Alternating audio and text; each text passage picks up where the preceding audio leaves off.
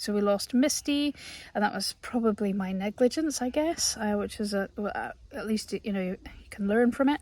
Then there was Pip, who nearly died, and I thought, oh, this is awful, like, and then Peggy dies in my arms. Anyway, so it's been a bit of a spill of it, really.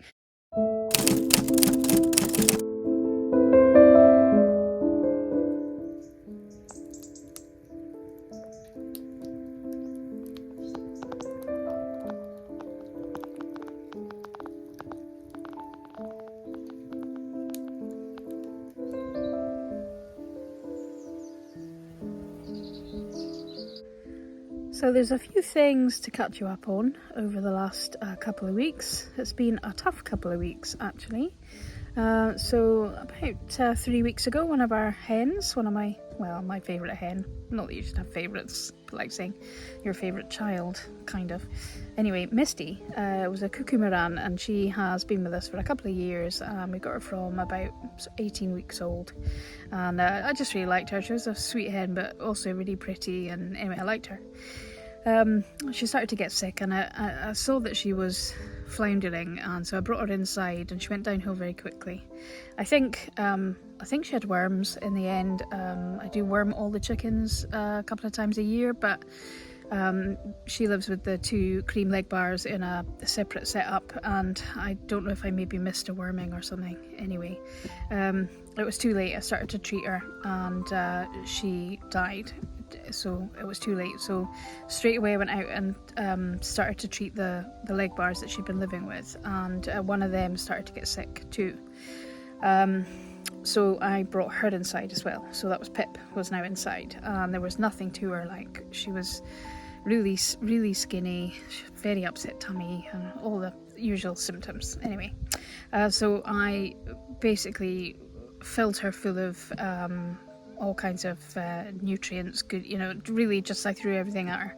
And she made a turnaround, and I don't know how, because like I say, there was nothing of her, and her comb was really shrunken, and it was falling right over her eye, and I just thought, there's no way a sweet chicken can live, Anyway, she did. She made a comeback. She went back outside to live with Phoebe, and she's doing really well. Anyway, I finished the treatment on them, and I went straight to the main flock, and although they had been done quite recently, I did them again anyway, just to make sure. Bizarrely then, something else, so we had that with Misty, and then we had that with Pip, and then so we were out in the garden one evening after work, just came down just for a quick look around the garden like we often do, just checking on the chickens, etc. They were out free ranging, and Jane said, oh, one of the chickens is making a really strange noise, and I thought I had heard it in my kind of peripheral hearing, if that's a thing, and I thought it sounded like a pheasant trumpet, so I never thought anything of it. So I think it's Peggy. But so Peggy is one of the well summers. We got them at a week old, and they don't lay great. They're not packed full of personality. They're just kind of there. I do often talk about them as freeloaders, because they, like I say, they don't lay very often. Anyway, it's my fault, because I should have bought hybrid hens, and I bought these well summers. Fine. Anyway, Peggy was the one that was the wee bully. She just bullied everybody. Anyway, it wasn't a very nice hen. Anyway, she was making this strange noise, and Jane goes over to her, and then she's definitely looking like her comb's going a bit purple. And I thought, oh, that doesn't sound good. And I don't know all that much about chickens, but I know that's not a good sign. Anyway, so I said, I'll go and get the net. So I go off to get the net. Of course, they're all scattering, because they know when the net comes out, somebody's getting caught, and it's all a drama. So there's feathers everywhere, and Rusty's crowing away. Anyway, we managed to catch Peggy. So she's not running very fast, and her comb's going more and more purple. And I thought, this is not good at all. Anyway, so I said to Jane, right, hold her, see if there's anything you can see anything. Right, couldn't see anything wrong with her, but she was starting to gasp then, her neck stretching out and gasping for breath. And I said, this isn't good at all. I don't know. So anyway, I looked in her mouth when she was doing one of her gasping things, and I couldn't see anything. So it wasn't a blockage or anything. Anyway, I did a quick Google. By this time, this must be sort of 1.5, 2 minutes later, and I realised that she was not going to make it. Like, she was dying. That was what was happening here. So I said to Jane, right, I'll take her, because Jane was a bit like So I took her, and literally within about a minute, she was dead.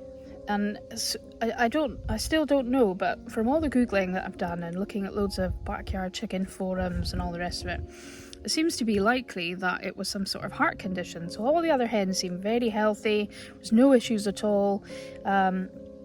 I've kept a really close eye on them since, and honestly they all look really good, so I don't know what the problem was there. But anyway, so we lost Misty, and that was probably my negligence, I guess, which is at least, you know, you can learn from it. Then there was Pip, who nearly died, and I thought, oh, this is awful, like, and then Peggy dies in my arms. Anyway, so it's been a bit of a spill of it, really. Like I say, I mean, I know they're just chickens, and I totally get that, and I'm not in floods of tears about it or anything. But if it was something that I have done that has, you know, caused us to lose these chickens, then obviously I need to do better. So luckily, I'm confident that the thing with Peggy was not anything that we could have done differently, but certainly I shall be on top of my worming regimes a bit better. Anyway, in between all this happening, for better or worse, we had already arranged to collect 6 more hens, and I started to think, this is a terrible idea, I need to get my house in order. But they were coming, they come up from Inverurie, so it's a good couple of hours away, and so we were fully committed to this, and so I've got them quarantined anyway, so I will, we should go and look at the new chickens, I think. Hi girls. No Poppy, you're not coming through. Pops, stay there, good girl.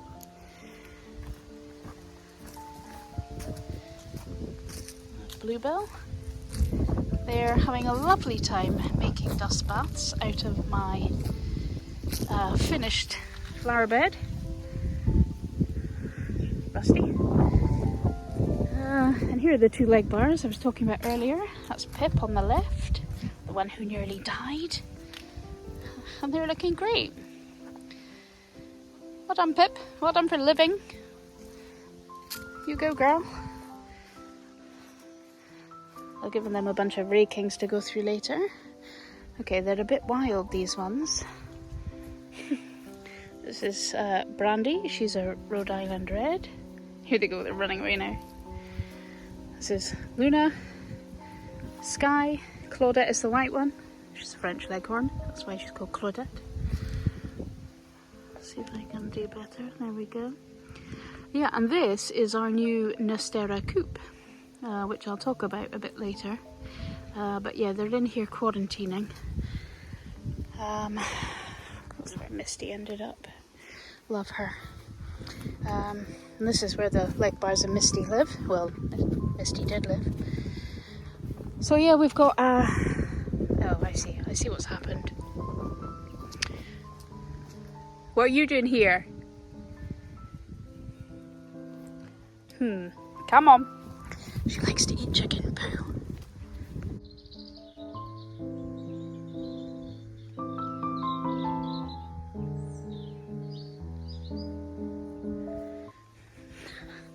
The leg bars are like, what's going on here?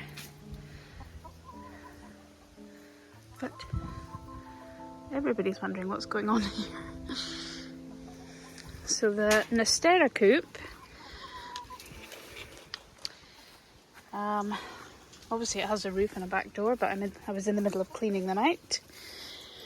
It's really good because, well, very accessible, as you can see. So yeah, here they all are. So 6 different ones. That's so that we could give them all names. It's alright girls, you're not going to be eaten because you'll have a name. So yeah, they're all very anxious. They've been with us just about a week. Probably no surprise to hear that they are currently being wormed, just in case.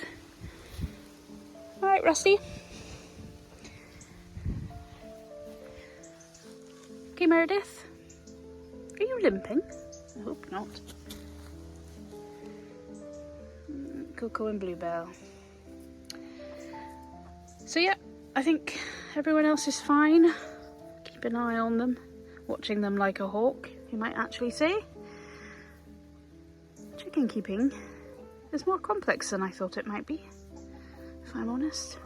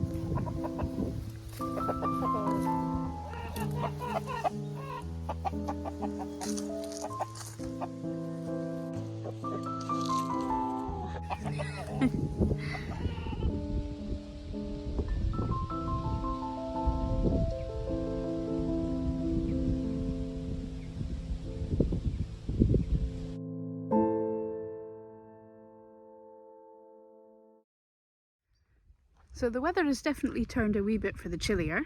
The night before last it got down to 3.8 degrees, so we're not that far off from freezing.